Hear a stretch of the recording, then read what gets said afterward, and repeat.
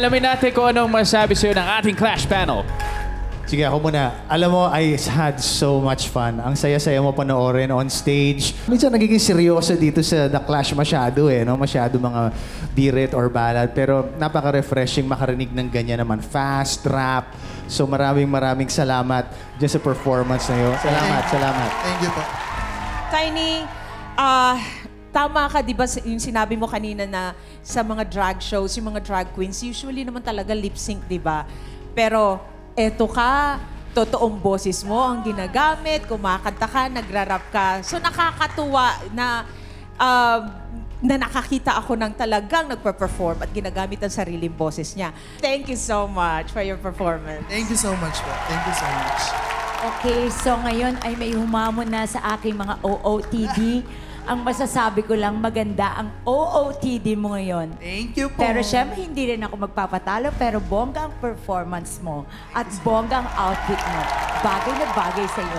Tiny, maliit, pero malaki ang performance. Yeah. Thank you so much, Tiny Deluxe. Thank you so much. Thank you so much po. Salamat.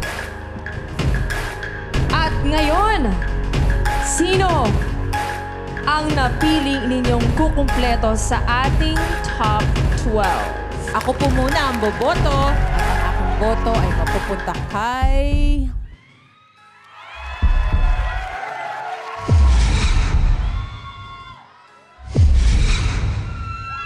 Tiny.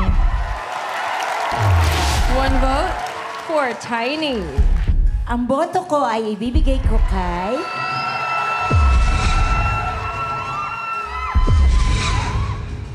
Algie. One vote for LJ. Sir Christian. My vote goes to...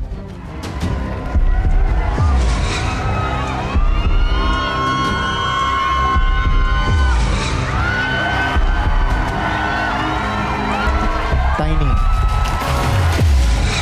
Tiny Deluxe! Sa'yo ang huling upuan sa top of the Clash.